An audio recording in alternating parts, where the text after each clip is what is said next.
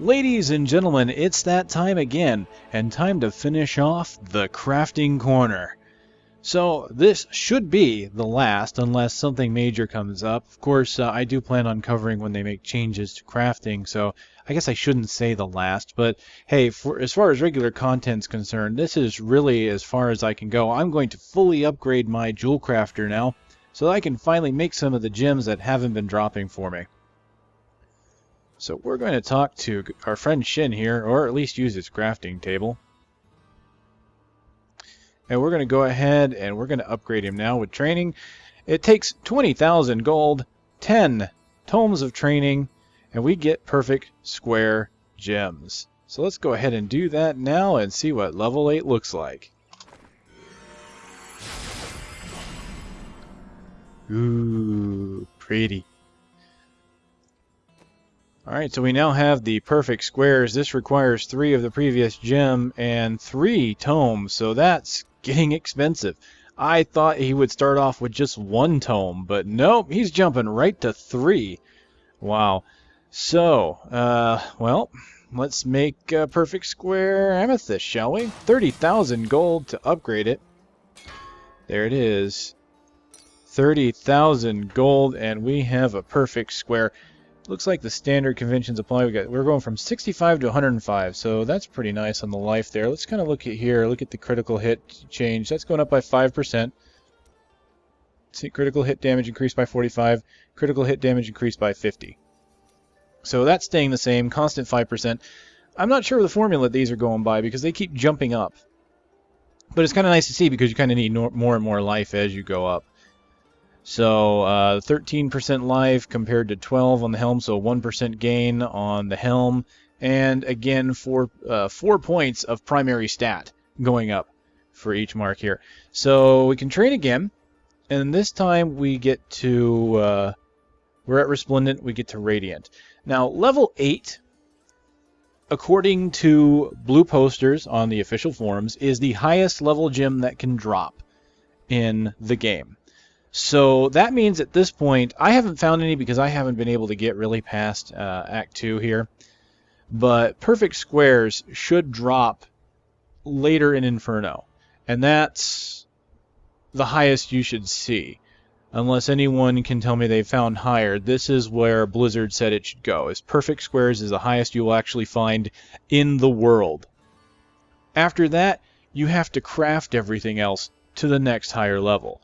So let's kind of take a look here. I'm going to go ahead and spend a little bit of money. We're going to go into the square amethyst here. Let's just make a total of 4 here, just for comparison's sake. There we go. I'm going to go ahead and train him to the next level. That's 30,000 gold, 10 tomes yet again. Let's go to level 9.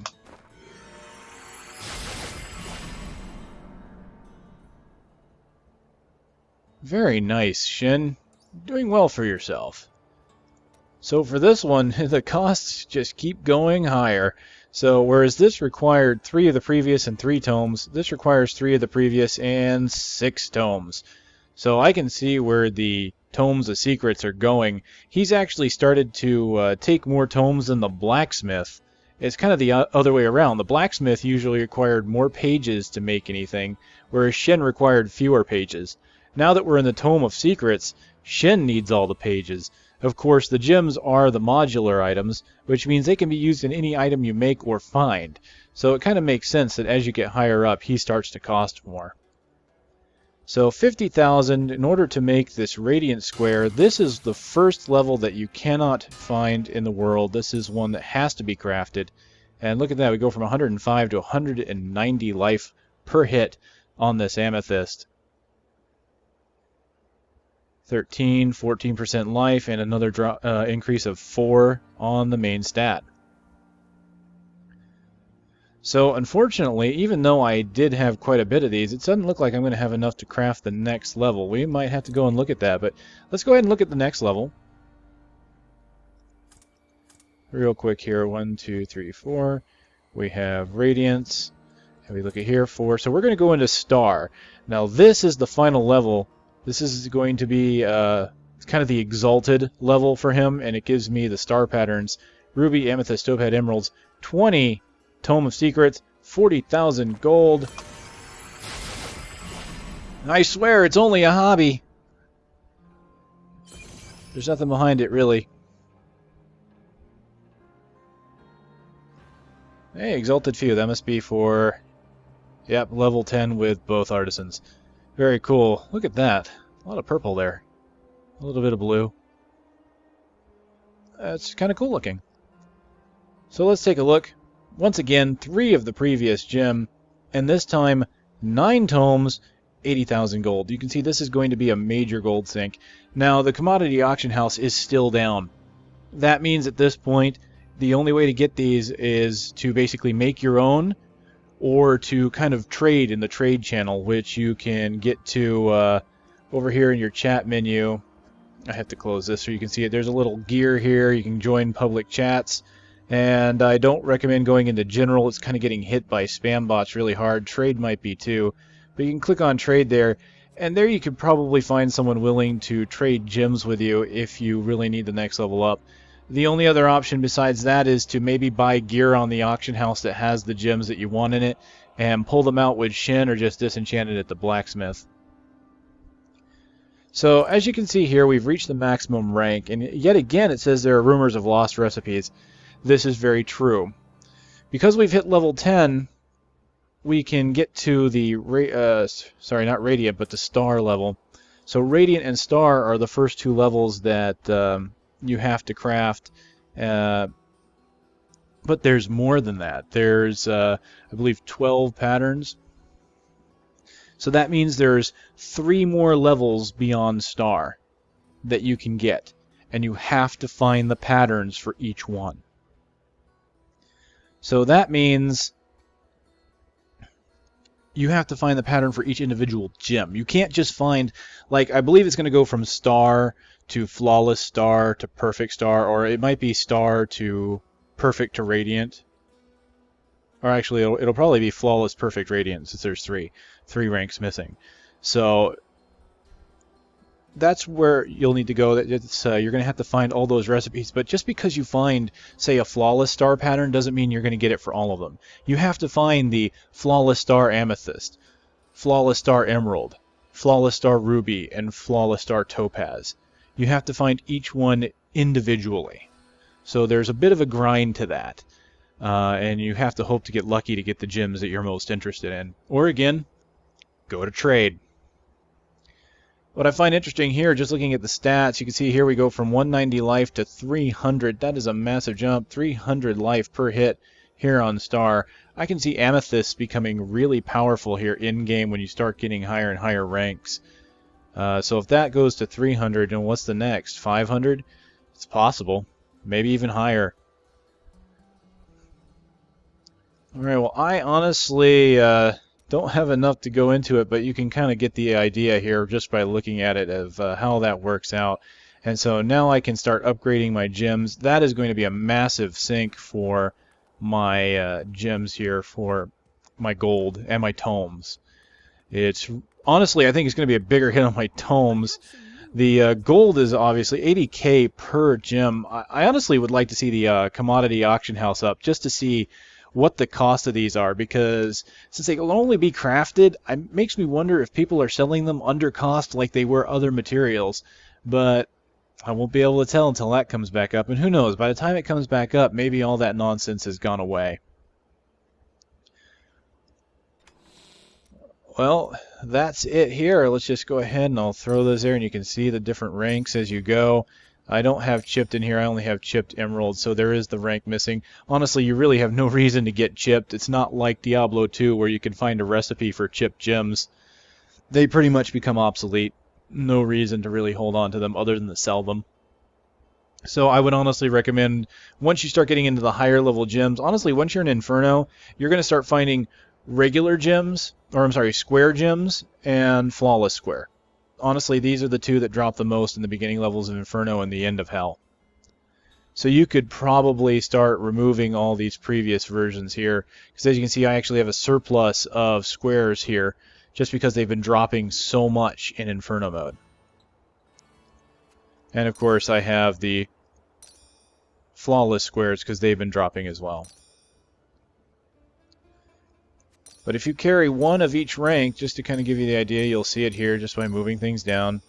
I'll just put this as a placeholder. You go from chip, flawed, regular, flawless, perfect, radiant, square, flawless, square, perfect, square, radiant, square. And that right there, I'm not even at the final rank, so you're going to run out of space soon if you are holding on to each individual gem. I happen to be a pack rat, and for whatever reason I'm holding on to all these. Maybe I'm just waiting for the auction house to come back up. I don't know. Honestly, so many other people might be doing the same thing that we might run into a surplus of gems out there. Who knows? Alright, well that's been it. That's Covetous Shen, level 10. He is now exalted with me. I'm exalted with both him and the Blacksmith. Just to kind of give you a quick update here, I have found a few patterns here for the Blacksmith. Certain things like the Exalted Sovereign Mail here have come about, and the Exalted Helm. And what I've noticed here with the Blacksmith, something that I'm slightly disappointed to see, because I kind of like the way the beta did it, was that in the beta, certain pieces of armor and certain weapons were guaranteed certain stats. For example, wands were almost guaranteed to have intelligence. Now, some wands would be pure random, some would have intelligence. Typically, two-handed swords, I believe, came with plus strength. Two-handed axes typically came with plus attack speed. And I kind of like that because it allowed you to kind of generate a build for yourself. You know, if you were focusing on attack speed, you could just basically pick the asset here that's going to give you that, and you would still get random properties. It would say you would get plus X to attack speed and 3 random properties, or 2 random properties. So you could actually go in and customize your gear. Now, the way it's designed is, you can see here, this gear, I mean, this is pretty much, I would say it's worth it to craft. Well, it will be anyway once the cost goes down. As it is right now, the cost is still a little high to craft, especially when it takes a lot of these materials, and you're probably better off selling items you find on the auction house. You can get a few K at least, even for the lower end stuff, for people that are trying to gear up. If you find something really good with a lot of stats, or certain types of stats, you can get quite a bit of money. That's how I ended up getting a bit of my cash. I found an amulet with a lot of really good stats. Over 100 intelligence, it had resist to all, it had attack speed.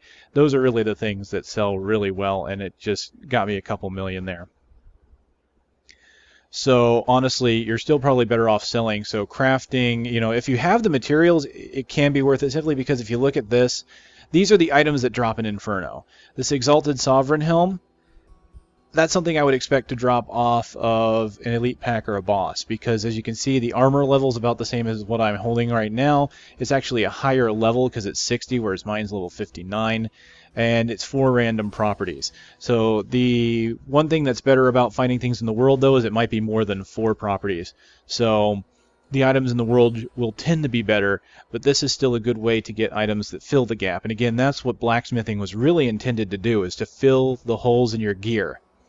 Unfortunately, the costs and the way the auction house has played out, at least in softcore, have made it so that it's really just not the place to go right now. So I'm really interested to see what they do with that. I kind of wish they would go back to that old system where certain pieces of armor and weaponry would give you one guaranteed type of stat.